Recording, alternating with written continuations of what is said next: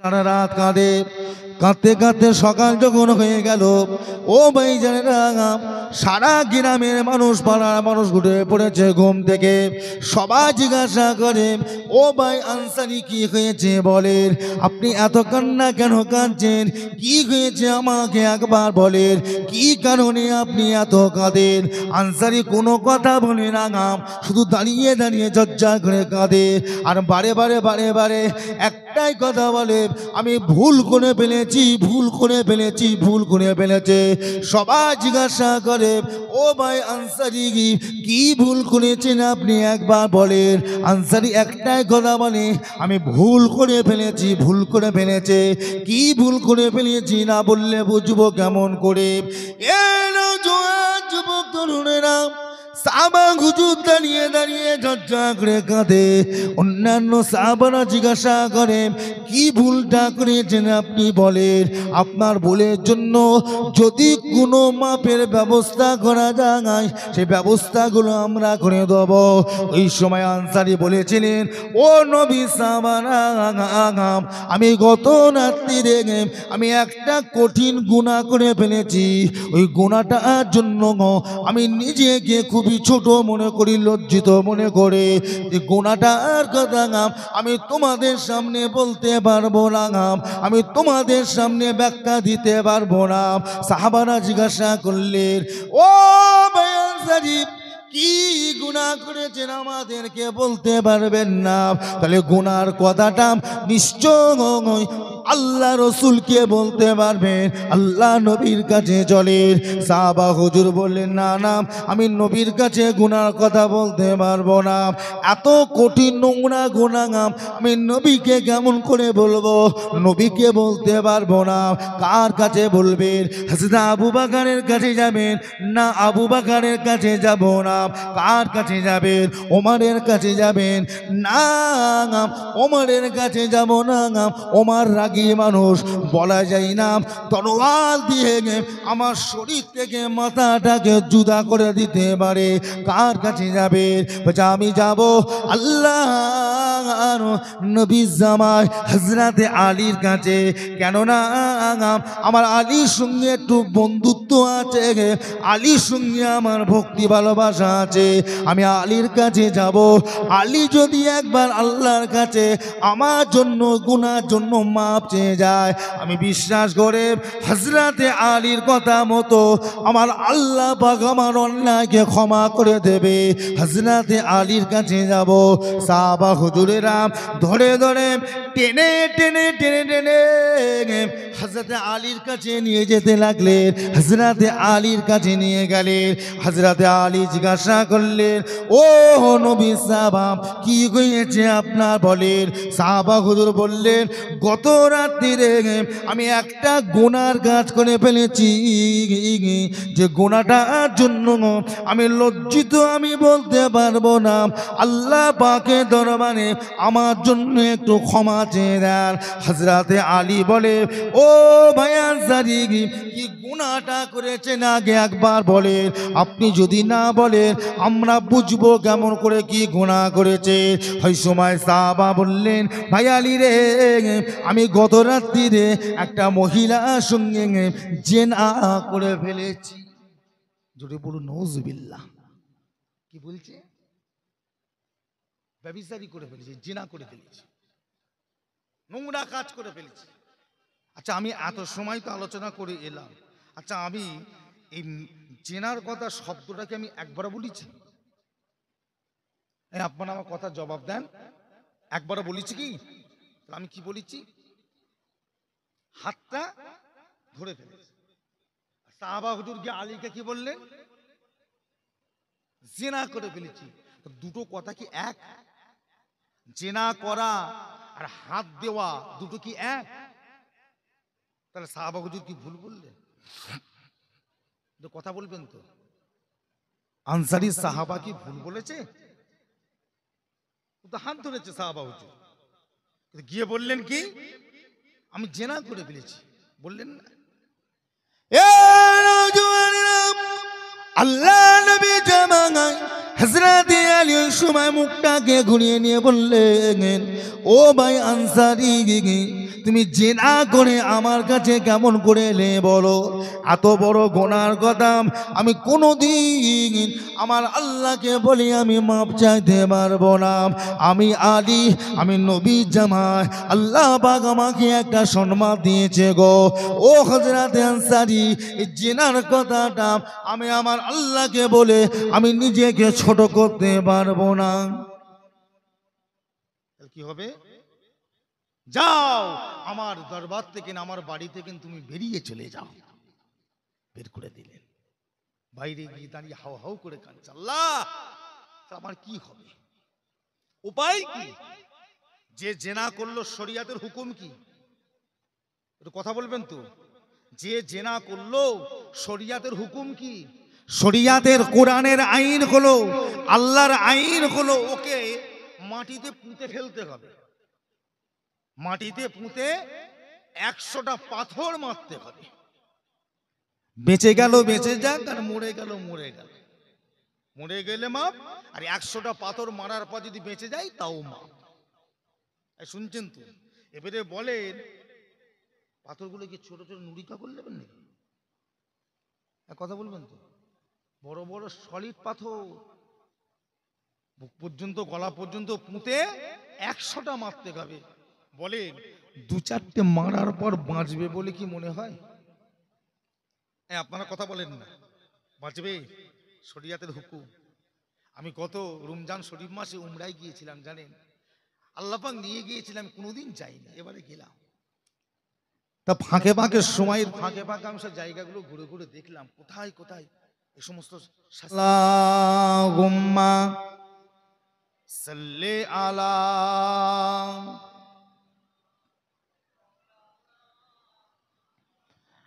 ওয়ালা আলি সাইয়্যিদিনা। मेरे आँखों के पुतली में जलवा मोहम्मद का, मेरे दिल के आईना में नक्शा गे मोहम्मद का। कोई जन्नत में जाएगा, कोई दोजख में पहुंचेगा। मदीने की तरफ दौड़ो दीवाना मोहम्मद का। अल्लाहुम्मा सल्ले अला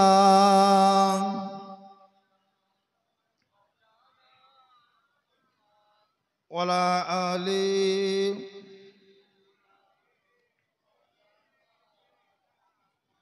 कलमे ला इलाहा इल्लल्लाह, ला इलाहा इल्लल्लाह गो। दीनो मिला गो, ईमानो मिला, पढ़ने के लिए कुरान मिला। जो कुछ देने का था सब कुछ दिलवा दिया कमली वाले ने। बोलो ला इलाहा इल्लल्लाह, ला इलाहा इल्लल्लाह गो। हसीबी रब्बी जल्लल्लाह, माफी कल्बी गैरुल्लाह, नूर मुहम्मद सल्लल्लाह। बोलो ला इलाहा इल्लल्लाह,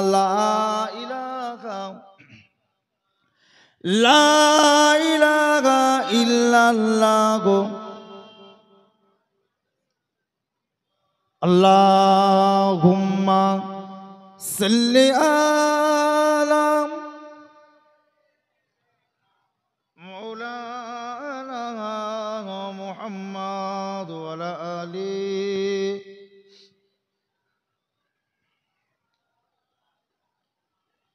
وقال الله تعالى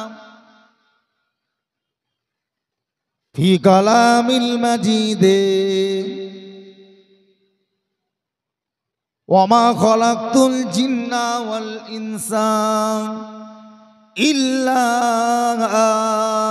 ليعبدون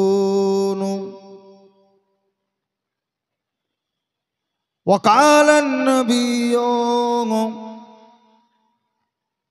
صلى الله عليه وسلم لا يؤمن أحدكم حتى أكون أحب إليه من ولده وولده والناس أجمعين الحمد لله উপস্থিত আমার নলকোড়া শেখপাড়া এলাকার শেখপাড়া ছেলেরা, যুবক, নওজোয়ান, তরুণ, আমাদের মুরব্বীরা, পর্দার আড়ালে অবস্থিত আমার মায়েরা, আমার বোনেরা, বিশেষ করে ফুরফুরা শরীফ মুজাদ্দিদুজ্জামান কুতুবুল আলাম আমির শরিয়াত মাহতাবে তরিকাত মহিয়ে সুন্নাত মহিয়ে বেদাত হযরত আল্লাহ দাদা হুজুর পীর কেবলা রহমাতুল্লাহ আলাইহির সিলসিলার ভক্ত মুরিদ মুহিব্বিন জাকিরিন সালেক আল্লাহ পাকের নিয়ামত, আল্লাহ পাকের খাস রহমত, আল্লাহ পাক দুনিয়ার হাজার ব্যস্ততার মাঝে শরীরকে সুস্থ রেখে এই রকম একটা সুন্দর ঈদে মিলাদুন নবী, বিশ্ব নবী দিবস, পাক ইসালে সব ও দুয়ার মাহফিলে আমাদের মতন অধম গুনাহগার আল্লাহর পাপী বান্দাগুলোকে বসবার মতন তৌফিক ইনায়েত করেছেন। সকলে বলুন আলহামদুলিল্লাহ। জুড়ে বলা যাবে না। এলাকার মানুষগুলো সব কই ভাই? এবারে দোকানগুলোকে বন্ধ করতে বলেন না। যে কমিটির ছেলেগুলো সব গেল কোথায়? রাত্রি 10:30 বাজতে যাচ্ছে, 5টায় সন্ধ্যা হয়েছে, মাগরিবের আজান। হিসাব করে দেখেন 5.5 ঘন্টা হয়ে গেছে রাত। এখনো যদি আমাদের নলকোড়ার ছেলেগুলো, মেয়েগুলো এইভাবে রাস্তায় অযথা ঘোরাফেরা করে, মহিলাগুলো যদি বেপর্দা হয়ে ঘোরে, এরা মাপ পাবে কোথা থেকে? কে মাপ করবে এদের? কি চাচাজি, এরা নাজাত পাবে কি করে? এদের নাজাতটা দেবে কে? বলেন না, কে দেবে? ওরা দাদা পীরের মুড়িদের মেয়ে, দাদা পীরের মুড়িদের ছেলে, দাদা পীরের মুড়িদের পোতা, দাদা পীরের মুড়িদের নাতি, দাদা পীরের ভক্ত। এই দাদা হুজুর কেবলাকে সামনে সাইনবোর্ড করে রেখে যা ইচ্ছা মন চাইছে রং তামাশা করে যাব, আর আল্লাহ পাক কি আমাকে ছেড়ে দেবে? কথা বলেন, আল্লাহ পাক ছেড়ে দেবে? এত সহজ? এখনো পর্যন্ত বলছি, নলকোড়ার ছেলেরা, একটা কথা মাথায় রাখবে, বিয়াদবি করুনি। মাহফিলগুলো দিয়েছো, বিয়াদবি করুনি। কারণ আল্লাহ রসুল বলছে বিয়াদব যে হবে তার স্থান হবে জাহান্নাম। আদব যার মধ্যে থাকবে আল্লাহ পাক তাকে আল্লাহ ওয়ালা, আল্লাহর ওলি বানাবে। জোরে বলুন না সুবহানাল্লাহ। চলে এসো। মুখের জোর আছে বলে যা ইচ্ছা তাই বলে ফেলবে। হ্যাঁ, মুখের জোর আছে বলে যা ইচ্ছা তাই করে ফেলবেন। আল্লাহ পাকের নীতি আদর্শ এক না দুই? একের উপরে, সবার জন্য সমান। ওকে পীরের ছেলে, কে ইমামের ছেলে, কে আলেমের ছেলে, আর কে মৌলানার ছেলে, কে নামাজির ছেলে, ওসব আমার আল্লাহ পাক বোঝে না। আমার আল্লাহ পাক একটাই বোঝে, আমি হলাম খালেক, তোরা হলি মখলুক। আমি হলাম আল্লাহ, তোরা হলি বান্দা। যে যেমন কাজ করবে আল্লাহ পাকের দরবারে সেইভাবেই কি পাবে? সম্মান পাবে। জান্নাত পাওয়াটা বড় কথা নয়, আল্লাহকে পাওয়াটাই হলো বড় কথা। কি কথা ঠিক না ভুল? যে বান্দা আল্লাহকে পেয়ে গেল সে তো হাসতে হাসতে আল্লাহ সবই পাবে। আমরা জান্নাতের আশা করি না, আমরা আল্লাহ পাকের জান্নাতের জন্য আমরা এত আমল এত কষ্ট করি না। আমরা একটাই কাজ করি, আমল করি একটাই কারণ, আল্লাহ আপনি আমার হয়ে যান আর আমাকে আপনার করে নেন। কি কথা ঠিক না ভুল বলছি? জান্নাত জাহান্নামের ভয় করে ইবাদত করলে হবে না, আল্লাহকে মোহাব্বত করি, আল্লাহকে ভয় করে। একদম নলকোড়া শেখপাড়ার মানুষেরা, এখনো তোমাদেরকে আমি বলছি শোনো, সন্ধ্যা থেকে অনেক ঘুরেছো, গায়ে হাওয়া দিয়েছো, এবারে জলসার মধ্যে আস্তে আস্তে এসে সুন্দরভাবে ভালো মানুষের মতো আখিরি জামানার উম্মাতের মতো এসে সুন্দর করে এসে বসে যাও। এত বড় একটা জলসা আল্লাহ পাক দিয়ালেন, কত টাকা খরচা, কত সুন্দরভাবে রান্না বান্না করছে, তাবারুকের ব্যবস্থা করছে, আর হই হই করে খালি ঘুরে ঘুরে বেড়াচ্ছে।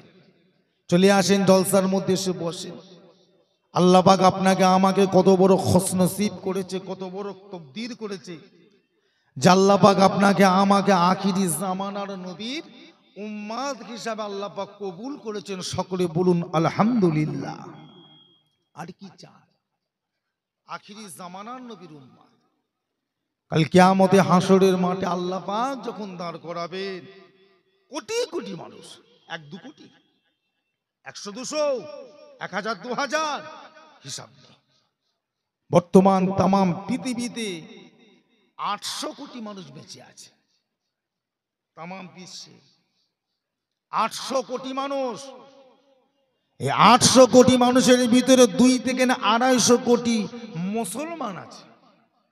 তামাম বিশ্বে 2 থেকে 250 কোটি বেঁচে আছে। 800 কোটি, এই 800 কোটি উঠে দাঁড়াবে। আর আগে যারা চলে গেছে, মারা গেছে, কবরে গেছে, মারা গেছে যারা, আবার 800 কোটির সঙ্গে তারা যোগ হবে। আবার যতদিন কিয়ামত না হবে ততদিন মানুষ আবার কি আসতে থাকবে। আমাদের ছেলে, তাদের ছেলে, তাদের ছেলে, নাতি পোতা করে আবার আসবে। এত কোটি কোটি মানুষকে আল্লাহ পাক দাঁড় করাবেন কিয়ামতে হাসরের মাঠে। একটাই মাঠ, দ্বিতীয় কোনো মাঠ হবে না। 1,24,000 ইখতিলাফ, 2,24,000 নবী রাসূলকে আল্লাহ দাঁড় করাবে। আল্লাহ পাক কিয়ামতে হাসরের মাঠে ঘোষণা করে দেবে, এই আমার ফেরেশতারা বান্দাগুলো সব ছড়িয়ে ছিটিয়ে দাঁড়িয়ে আছে, যাও আমার বান্দাদেরকে তোমরা কাতার দিয়ে দাঁড় করাও। জোরে বলুন না সুবহানাল্লাহ। কাতার হবে, কাতার দাও, রেডি করো। নামাজে যেমন কাতার হয় ঠিক ওইভাবে কাতার হবে। মোট কটা কাতার হবে? কটা কাতার? কিতাবের মধ্যে এসেছে 120টা কাতার হবে। মোট 120টা কাতার হবে। এই 120টা কাতারের ভিতরে আখিরি জামানার নবীর উম্মাতদের কাতার হবে 80টা। একবার জোরে বলবেন না? তাহলে আমার নবীর উম্মাতের সংখ্যা কত বুঝতে পারছেন তো? 80টা কাতার আমাদের, আর বাদ বাকি অন্যান্য নবী উম্মাত তাদের হবে। আল্লাহ কাতার দিয়ে দাঁড় করাবে। এই হাসরের মাঠে আমাদের সকলকে দাঁড়াতে হবে না? হবে না? হই হই করে ঘুরছেন, কে বাঁচাবে বলেন? কে বাঁচাবে? অন্যায় করছেন, জুলুম করছেন, অত্যাচার করছেন নফসের উপরে। কিভাবে অত্যাচার? বাঁচবেন কি করে? কে বাঁচাবে বলেন? হ্যাঁ, ছেলেগুলো মেয়েগুলো যেভাবে রাস্তায় ঘুরে বেড়াচ্ছে, কত কঠিন কবিরা গুনাহ। এরা মাপ পাবে? এদের মাপ করবে কি? আল্লাহ করবে? ওরা জানে যে আল্লাহ মাপ করবে, আনন্দ করছে, ফুর্তি করছে, দাঁত কেলিয়ে বেড়াচ্ছে সব। আল্লাহ মাপ করবে? আল্লাহ নবী মদিনা শরীফে আছে, মক্কার মানুষেরা আমার নবীর যারা পাগল ছিল, নবীর যারা আশিক, তারা আসবার চেষ্টা করছে মদিনাতে, আমার রাসূলুল্লাহর কাছে। মক্কার মানুষেরা আসতে দিচ্ছে না, আটকে দিয়েছে। যারা বেশি বাড়াবাড়ি করছে ঘর বাড়ি ভেঙে দিচ্ছে, লুট করে নিচ্ছে। এত অত্যাচার। এরই ভিতরে লুকিয়ে লুকিয়ে লুকিয়ে লুকিয়ে আমার আপনার নবী সাহাবারা লুকিয়ে লুকিয়ে মদিনা শরীফ এসে হাজির হয়ে গেলেন। একবার জোরে বলুন না সুবহানাল্লাহ। 1-2 কিলোমিটার রাস্তা নয়, মক্কা থেকে মদিনা শরীফ 1-2 কিলোমিটার রাস্তা নয়, কিছু কম বেশি 450 কিলোমিটার পথ। তখন গাড়ি ছিল না, ট্রেন ছিল না, যাওয়ার উপায় হয় ঘোড়ার পিঠে, উটের পিঠে, নাই পায়ে হেঁটে। আর সেটা যে সমতল ভূমি তাও নয়, মক্কা থেকে মদিনায় যেতে গেলে শত শত পাহাড় পড়বে। আল্লাহর হাজিমানরা যারা আছেন জিজ্ঞাসা করে দেখবেন, বাসে করে যাই পাহাড়ের গা দিয়ে গা দিয়ে গা দিয়ে রাস্তা করা। এই এতটা পথ আল্লাহর নবী মদিনায় গেছেন, আর সাহাবাই কেরামেরা নবীর প্রেমে ভালোবাসায় এত কষ্ট করে বাড়ি ঘর ছেড়ে তারাও মদিনায় রাসূলুল্লাহর কাছে গিয়ে পৌঁছে গেছে। জোরে বলুন সুবহানাল্লাহ। এমনি এমনি গেল কেন? আল্লাহ রসুলকে পাওয়ার আশায়, হক পাওয়ার আশায়, শরিয়াতকে পাওয়ার আশায়, দ্বীনকে পাওয়ার আশায়, হারাম হালালকে বাঁচবার জন্য, বেঁচে চলবার উপায় জানার জন্য দৌড়েছে মদিনায়। আল্লাহ নবী মদিনা শরীফে বসে আছেন, সাহাবাই কেরামেরা বসে আছেন। রাসূলুল্লাহ নজরে পড়ে গেল মদিনার মসজিদে নববী শরীফের বাইরে, দরজার বাইরে একদল মহিলা একদল পুরুষ, সাথে কিছু বাচ্চা আছে। তারা জড়ো হয়ে দাঁড়িয়ে দাঁড়িয়ে ঝড় করে কাঁদছে কাঁদছে। আল্লাহ নবী খবর পাঠালেন, বাবা দেখো তো ওরা কি চায়, ওরা কারা, কোথা থেকে এসেছে, ওখানে দাঁড়িয়ে দাঁড়িয়ে কাঁদছে কেন, কি হয়েছে বাবা দেখো তো। সাহাবা হুজুররা গেলেন, খবর নিয়ে এসে বলেন, হুজুর এরা মক্কা শরীফ থেকে নিয়ে এসেছে, এরা মক্কার মানুষগুলো এদেরকে তাড়িয়ে দিয়েছে। কেন? হুজুর আপনাকে ভালোবাসার জন্য বের করে দিয়েছে। হুজুর ওরা কাঁদছে, ওরা নিরুপায়, ওদের কিচ্ছু নাই, ওই জন্য দুঃখেতে কাঁদছে। আল্লাহ নবী বলল, বাবা ওদেরকে ডেকে নিয়ে এসো, ডেকে নিয়ে এসো, আমার কাছে নিয়ে এসো। রাসূলুল্লাহর কাছে আনা হলো। আল্লাহ নবী তাদেরকে আপ্যায়ন করলেন, বসার জায়গা দিলেন, সম্মান করলেন। আল্লাহ রসুল জিজ্ঞাসা করলেন, বাবা তোমরা কি চাও? বলে, হুজুর মক্কার মানুষরা তো আমাদেরকে বের করে দিয়েছে, ঘর বাড়ি ভাঙচুর করেছে, লুট করে নিয়েছে, আমরা বাঁচবার আশায় পালিয়ে এসেছি। বাঁচবো কি করে, আমরা যাবো কোথায়, থাকবো কোথায়? আল্লাহ নবী বলল, বাবা চিন্তা করো না, তোমাদের সমস্ত ধরনের ব্যবস্থা আমি রাসূলুল্লাহ আমি করে দিচ্ছি। সমস্ত রকমের উল্টি যাচ্ছে, ওই জন্য বলছি একটা ভারী ইট দেন না, কিন্তু আপনার ইটে নেবেন, ওই ভালো হবে, একটা আপনার ইটে নেবেন না। এই স্টেশনে একটু মাঝখানে একটু বসে গেছে, কাত হয়ে যাচ্ছে, আর ইট চাপিয়ে দেবেন।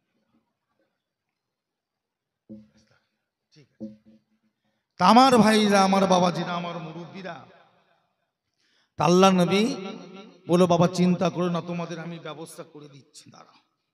মদিনার সমস্ত মানুষগুলোকে আল্লাহ নবী ডাকলেন, ডেকে বলে, আয় মদিনার মানুষেরা, এরা মক্কা শরীফ থেকে নিয়ে এসেছে গো বাবা, ইতিমের মতো এসেছে, এদের কিচ্ছু নাই, যাবার রাস্তা নাই, যাবে কোথায় বাবা, আমাদেরকে আশ্রয় দিতে হবে।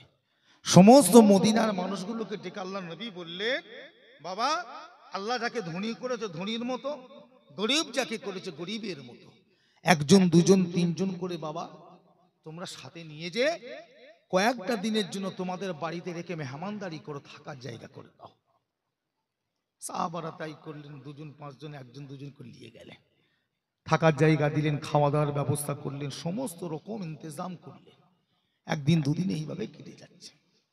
ওরই বেতনে আল্লাহ নবীর একজন সাহাবা ছিলেন, মদিনার সাহাবা, যার নাম হচ্ছে হযরতে সালাবাতুল আনসারী। মদিনা সাহাবাদের কি বলা হয়? আনসারী। আর মক্কা শরীফের সাহাবাদের কি বলা হয়? মুহাজিরিন।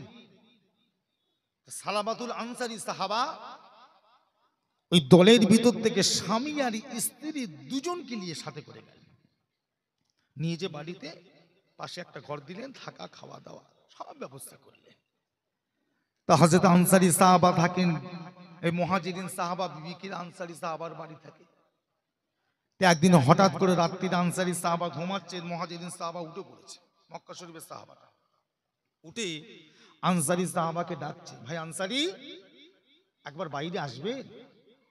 আনসারি সাহাবা তাড়াতাড়ি উঠে পড়েছে, বাড়ির মেহমান, নিশ্চয়ই কোনো বিপদে পড়েছে, কি হয়েছে দেখি। যখনই উঠে ঘরের বাইরে বেরিয়েছে, বলছে ভাই আপনারা তো মদিনার মানুষ, আল্লাহ রসুলকে যখন ইচ্ছা মন চাইছে দেখতে পাচ্ছেন, আমরা তার পাই না, দুদিনের মেহমান এসেছে, আবার চলে যেতে হবে। তো এইভাবে ঘুরে ঘুরে শুয়ে ঘুমিয়ে সময় নষ্ট করে কি করব? আপনার বাড়ির যেহেতু মেহমান, আপনার হুকুম নিয়ে লাগবে, আমাকে একটু হুকুম দেন। আমি জানি নিশ্চয়ই আল্লাহ রসুল মদিনা শরীফে আছেন। এই গভীর রাত্রিরে আমি আল্লাহ রসুলের পাশে গিয়ে একটু বসি, আল্লাহ নবীর পাক জাবানের একটু আলোচনা শুনি। একবার জোরে বলুন না সুবহানাল্লাহ। তখন আনসারী সাহাবা বললে তো আবার কিসের আপত্তি ভাই, 100 বার যাবেন, কেন যাবেন না, যা। তা মুহাজিরিন সাহাবা যাবার আগে বলে গেলেন, ভাই তবে একটা কথা, আমার বিবিটা বাড়ি থাকলো, আর কিছু টাকা পয়সা আছে, জামা কাপড় আছে, ব্যাগপত্র থাকলো, একটু লক্ষ্য রাখবেন বলে চলে গেলেন। আনসারী সাহাবা বিদায় দিয়ে উনি ওনার বিছানায় গিয়ে ঘুমিয়ে পড়েছে। এত গভীর রাত হতে ইবলিস শয়তান এসে আনসারী সাহাবাকে ডাকতে লাগলেন, এ যুবকেরা। আনসারী সাহাবাকে ঘুমটা ভাঙিয়ে দিয়ে ইবলিস শয়তান মনের মধ্যে একটা ধোঁকা দিতে লেগেছে। এই আনসারী, তুই ঘুমাচ্ছিস এখানে, তোর তো জানা আছে তোর পাশের ঘরে একটা সুন্দরী যুবতী মেয়ে আছে, তার স্বামী না আঙায়, তার স্বামী নবীর কাছে গেছে, আকাশে আছে, এইভাবে তুই একা শুয়ে থাকবি, যা ওর কাছে যা, ওর স্বামী ওর কাছে না। ইবলিস শয়তান, ওর কাজ কি? এক কথা বলবেন তো, ওর কাজ কি? গুনাহ করানো। ওর কাজ কি? দলে টানা। হার হারাতে যে কোনো অবস্থায় একটা ভালো মানুষকে অন্যায় কাজ করিয়ে ও দলভুক্ত করে নেওয়া, এটাই হলো শয়তানের কাজ। আর ওটাই ও আল্লাহর কাছে চেয়েছে যে আল্লাহ আমাকে এই ক্ষমতাটা দেন, যেন আপনার বান্দাদেরকে আমি আপনার পথ থেকে যেন আমার পথে নিয়ে আসতে পারি। আল্লাহ বলে, যা তুই ক্ষমতা দিয়ে দিলাম, তোকে ক্ষমতা দিয়ে দিলাম, তুই আমার বান্দাদেরকে খারাপ করবি তো, তুই আমার বান্দাদেরকে অসৎ পথে চলাবি তো, ঠিক আছে যা। তবে একটা কথা মনে রাখিস, আমার বান্দা যদি, আমি আল্লাহ আমার কাছে যদি একবার আল্লাহ করে কেঁদে ওঠে, আমি কিন্তু সব জীবনের গুনাহ মাফ করে দেবো। এটা কিন্তু মনে রাখিস, তুই গুনাহ করাবি, আমি মাফ করবো। ওই জন্য আল্লাহ বলেছে, বান্দা তোরা গুনাহ করতে ভালোবাসিস, আর আমি আল্লাহ পাক তোদের গুনাহ মাফ করতে ওর থেকে আমি বেশি ভালোবাসি। গুনাহ করেছে, মানুষ গুনাহ করবে না তো করবে কি? কি কথা ঠিক না ভুল? মানুষ তো গুনাহ করবারই জন্য। গুনাহ হলো কেন? গুনাহ করছি বলে করেই যাব, মাপ চাইবো না, অন্যায় স্বীকার করবো না, ছোট হব না, নত হব না, এটা কি করে? গুনাহ করে ফেলেছি, আল্লাহ হয়ে গেছে, এবার আল্লাহ আমাকে মাফ করো। তা আনসারী সাহাবা আস্তে আস্তে শয়তানের ধোকায় পড়ে টুকটুক করে হেঁটে হেঁটে অন্ধকারে ঘরে ঢুকে পড়েছে। অন্ধকারে কি দেখতে পাই তো, হাতড়ে মহিলাটাকে খুঁজে পেয়েছে, একদম হাতটা ধরেছে। মহিলা মানুষ, ঘুমটা ভেঙে গেছে, কে? এই আমার ঘরে কি? তখন বাড়িওয়ালা আনসারী বলছে, আমি বলতে, আমি বাড়িওয়ালা, কি খবর? এত রাত্রে আমার ঘরে একটা পরপুরুষ, আমি একটা বেগুনা মহিলা হয়ে আমার ঘরে ঢুকে পড়েছে, কি ব্যাপার? তখন আনসারী সাহাবা মনের খারাপ নিয়ে যেটা শয়তান যেটা বুঝিয়েছে বলে ফেলেছে। বলার সাথে সাথে মহিলাটা কেঁদে উঠলে, ভাই আনসারী, আমি আপনার বাড়ির মেহমান, আমি এখন নিরুপায়, কিচ্ছু করার নেই। আপনি যদি মনে করেন আমার সঙ্গে কিছু খারাপ ব্যবহার করবেন, এটা আপনি করতে পারবেন, আমার আটকাবার ক্ষমতা নাই, যেহেতু এখানে আমার কেউ নাই, আমার স্বামীও নাই, আমি জানি পারবে, কেউ দেখতে পাবে না, অন্ধকার। তবে একটা কথা জানবেন, কেউ দেখতে পাক আর নাই পাক, আল্লাহ কিন্তু দেখতে পাবে। জোরে বলবেন না, আল্লাহ কিন্তু দেখতে পাবে। ভাই আনসারী, আপনার অন্তরে কি আল্লাহ রসুলের মহাব্বত ভালোবাসা নেই? আপনি কাজটা করতে পারবেন? যখনই কথাটা বলেছে আনসারি একটা লাফ দিয়ে বাইরে বেরিয়ে চলে এসেছে। সর্বনাশ, কি করলাম, কি ক্ষতি করলাম। আর ক্ষতি করলাম চিন্তা করলে হবে? করে ফেলেছো তো, তুমি তো অন্যায় করে ফেলেছো, আর কি হবে। বাইরে দাঁড়িয়ে দাঁড়িয়ে সারা রসুলে খোদা গো उसे और हिम्मत का परवाना किया गे मदद को चली आएंगे कमली वाला दो बुतेगे समल जाएगा।